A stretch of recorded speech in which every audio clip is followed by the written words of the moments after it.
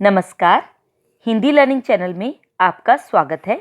आज आशिमा महाजन आपकी अध्यापिका लेकर आई है क्लास 10th के स्टूडेंट्स के लिए हिंदी 2021-22 MCQ सैम्पल पेपर। जी हाँ, आज क्लास 10th के स्टूडेंट्स के लिए ये वीडियो है।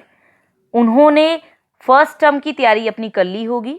चलिए आपकी रिवीजन करवाते हैं इस सैम्पल पेपर के थ्रू, जिसमें सबसे पहले आपसे पूछा जाएगा एक अपठित गद्यांश, फिर पूछा जाएगा अपठित काव्यांश, उसके बाद व्याकरण से आपको रचना के आधार पर वाक्य भेद के क्वेश्चन पूछे जाएंगे, फिर वाच्य के पूछे जाएंगे, फिर रस के पूछे जाएंगे। उसके बाद क्षितिज पाठ्यपुस्तक के ये पाठ हैं जिनके आधार पर आपसे बहुविकल्पीय प्रश्न पूछे जाएंगे। टर्म 1 का पेपर इसी प्रकार आपको आएगा। चलिए इसका एक रिव्यू लेते हैं फटाफट से।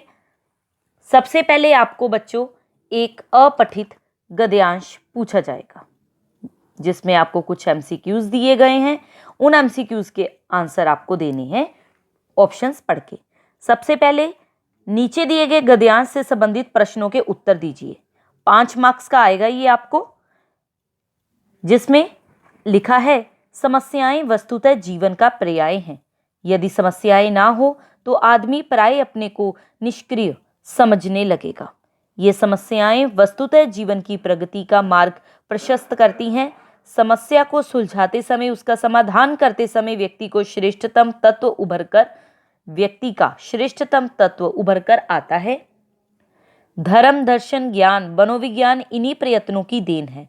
पुराणों में अनेक कथाएं ये शिक्षा देती हैं कि मनुष्य जीवन की हर स्थिति में जीना सीखे व समस्या उत्पन्न होने पर उसके समाधान के उपाय सोचे।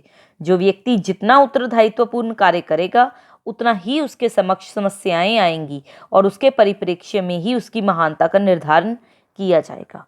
2 महत्वपूर्ण तथ्य समन्वय है। प्रत्येक समस्या अपने साथ संघर्ष लेकर आती है। प्रत्येक संघर्ष के गर्भ में विजय निहित रहती है।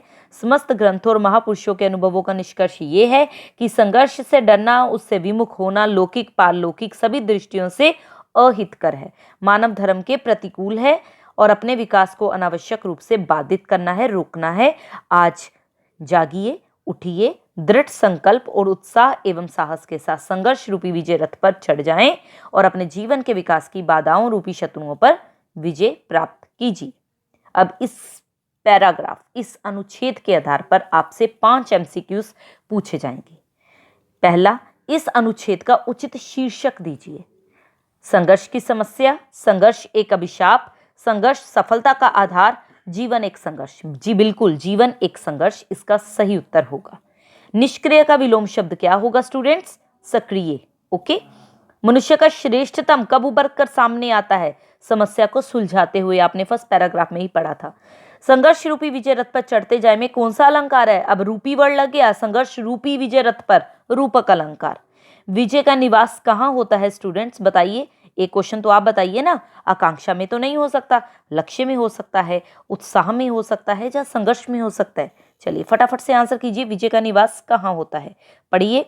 आज जागिए, उठिए, दृढ़ संकल्प और उत्साह एवं साहस के साथ संघर्ष रूपी विजय रथ पर चढ़ जाएं और जीवन के विकास की बाधाओं रूपी शत्रुओं पर विजय प्राप्त करें, यानी कि उत्साह में विजय का निवास। ओके। चलिए नेक्स्ट क्वेश्चन। नीचे दिए गए पद्यांश को ध्यान पूर्वक पढ़कर संबंधित प्रश्नों के उत्तर दीजिए। यो निकलकर बादलों की गोद से थी अभी एक बूंद कुछ आगे बढ़ी, सोचने फिर जही यही जी में लगी, आ क्यों घर छोड़कर मैं यूं बढ़ी, दैव मेरे भाग्य में है क्या बदा, मैं बचूंगी या मिलूंगी धूल में, जल उठूंगी गिर अंगारे पर किसी, चू पड़ूंगी या कमल के फूल में, बह उठी उस काल एक ऐसी हवा, वह समुद्र और आई अनमनी, एक सुंदर सीप का था मुंह खुला, वह उसी में जा गिरी मोती बनी। लोग अक्सर हैं झिझकते सोचते जबकि उनको छोड़ना पड़ता है घर, किंतु घर का छोड़ना अक्सर उन्हें बूंद लो कुछ और ही देता है कर। ये कविता बहुत ही प्रतीकात्मक कविता है, हरिओद जी की कविता है। इस कविता का संदेश क्या है बच्चों? डरो मत, घर से बाहर निकलो, भाग्य बली, नई परिस्थितियों से विकास होता है। तो इस कविता का संदेश यही निकलता है कि डरना नहीं चाहिए हमें। ओके, डरो मत। क्योंकि बादलों की गोद से जो बूंद आगे बढ़ गई थी वो सोचने लगी थी मैंने क्यों छोड़ दिया घर। और लोग भी अक्सर घर छोड़ते हुए यही झिझकते हैं कि हमने घर तो छोड़ दिया, अब आगे हम कुछ कर पाएंगे या नहीं कर पाएंगे। तो ऐसा नहीं है, नई नई परिस्थितियां आपके सामने आती हैं, उन्नति के अवसर सामने आते हैं। ओके, बूंद किसकी प्रतीक है? प्रकृति की तो नहीं है, मनुष्य की प्रतीक है। ओके, घर से निकली बूंद के मन में क्या भाव थे? दुविधा थी, चिंता थी, अनिश्चितता थी या आशंका थी? अनिश्चितता थी। ओके, हवा किसकी प्रतीक है? वातावरण की तो नहीं है, भाग्य की भी नहीं है, कर्म की भी नहीं है, परिस्थितियों की प्रतीक है। घर छोड़ने वाले के साथ क्या होता है स्टूडेंट्स? घर छोड़ने वाले के सामने जब घर छोड़ देता है कोई तो उन्नति के अवसर सामने आते हैं। ओके, नेक्स्ट है निर्देशानुसार निम्नलिखित प्रश्नों में से किन्हीं चार के उचित उत्तर पर टिक लगाना है, यानी कि चार ऑप्शंस दी होंगी आपको जिसमें से आपको सही उत्तर बताना है और आपको 5 क्वेश्चन आएंगे जिसमें से 4 करने होंगे। ओके, सरल वाक्य छांटना है तो बताइए सरल वाक्य कौन सा है? वहां एक ऐसा छोटा सा गांव था जिसके चारों ओर जंगल था, ये तो सरल वाक्य नहीं है। मैंने एक व्यक्ति देखा जो बहुत दुबला पतला था, ये भी नहीं है। वह लड़का गांव में गया और बीमार हो गया, ये भी नहीं है। मैंने एक बहुत दुबले पतले व्यक्ति को देखा, यही सरल वाक्य है। ओके, संयुक्त वाक्य बचाना है इसमें, तो संयुक्त वाक्य आप बताइए। शेर दिखाई दिया और सब डर गए। ठीक है, निम्नलिखित वाक्य को संयुक्त वाक्य में बदलना है। जो विद्यार्थी परिश्रमी होता है वह अवश्य सफल होता है। अब संयुक्त वाक्य में बदलना है तो आपको संयुक्त वाक्य में बदलने की पहचान पता ही है कि क्या होती है, तो आप फटाफट से इसे बदलकर आंसर दीजिएगा कमेंट बॉक्स में। हर आंसर मैं नहीं दूंगी आपको। ओके, बहुत ही इजी है, हर बार आपने कॉपीज में ये सेंटेंस पढ़ा हुआ है। जो विद्यार्थी परिश्रमी होता है वह अवश्य सफल होता है, इसे संयुक्त वाक्य में बदलना है। चलिए, निम्नलिखित वाक्यों से मिश्र वाक्य बनाना है। भारत शांति प्रिय देश है, इसमें अनेक संप्रदायों के लोग निवास करते हैं। मिश्र वाक्य बनाइए, तो भारत ऐसा शांति प्रिय देश है जिसमें अनेक संप्रदायों के लोग निवास करते हैं। ओके स्टूडेंट्स, आगे है संयुक्त वाक्य से आपको एक मिश्र वाक्य बनाना है। नीरजा ने कहानी सुनाई और नमिता रो पड़ी, तो ये आता ही होगा आपको कि नीरजा ने जैसे ही कहानी सुनाई नमिता रो पड़ी। नीरजा की कहानी सुनकर नमिता रो पड़ी, जब नीरजा द्वारा कहानी सुनाकर नमिता रो पड़ी। नीरजा के रोने पे नमिता ने कहानी सुनाई, गलत है ना। First option is the right option. चलिए नेक्स्ट वाक्य है, पूछे गए प्रश्नों में से किन्हीं चार के सही उत्तरों पर टिक लगाना है। तो भाववाच्य वाला वाक्य छांटना है आपको। लड़कों के द्वारा तोड़फोड़ करवाई गई, ये तो कर्मवाच्य हो गया। मालती ने खाना खाया, कर्तवाच्य हो गया। राधा ने मनमोहक नृत्य किया, ये भी कर्तवाच्य हो गया। जो बचा वो आपका भाववाच्य है, यानी कि लड़की से सोया नहीं गया।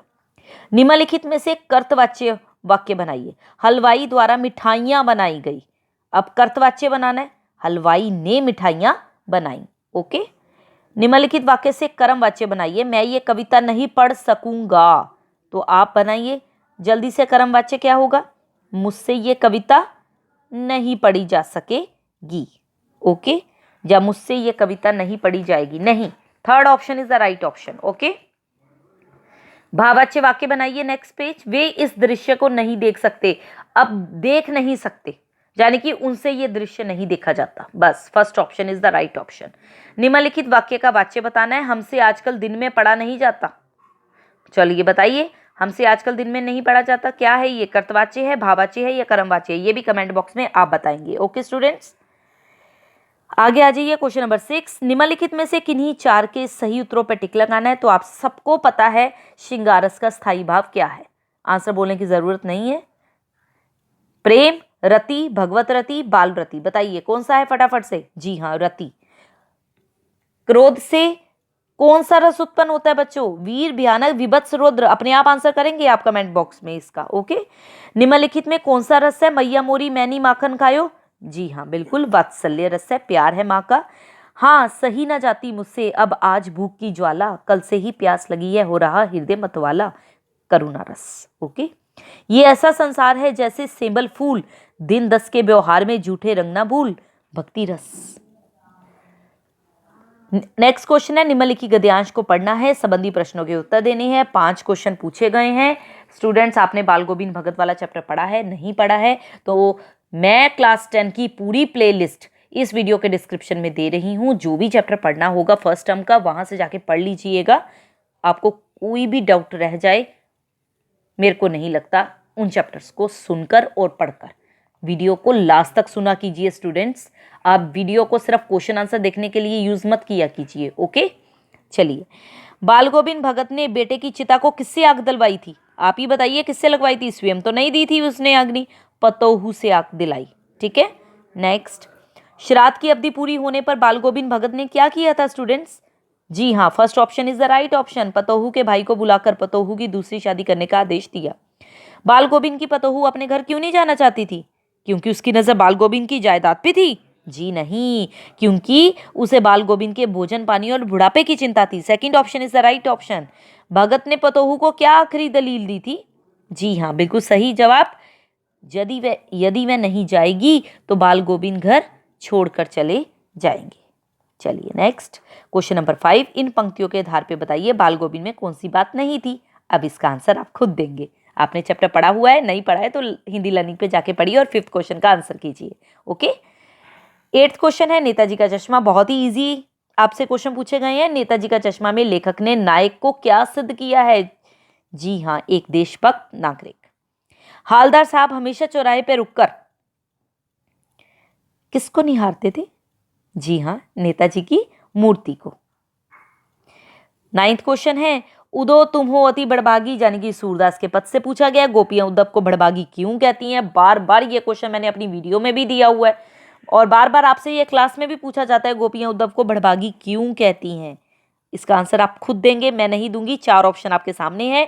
क्योंकि उद्धव कृष्ण के सखा हैं, क्योंकि उद्धव ने कभी प्यार नहीं किया, क्योंकि उद्धव ने कृष्ण का छल नहीं सहा, क्योंकि उद्धव ज्ञान मार्गी हैं। आपको आंसर पता चल गया होगा आई थिंक। कमल के पत्ते और उद्धव में क्या समानता है स्टूडेंट्स? दोनों बहुत कोमल होते हैं, दोनों अपनों के बहुत निकट रहते हैं, दोनों अपनों से दूरी बनाए रखते हैं, या फिर दोनों बहुत उदासीन रहते हैं। चलिए बताइए फटाफट से इसका आंसर क्या होगा।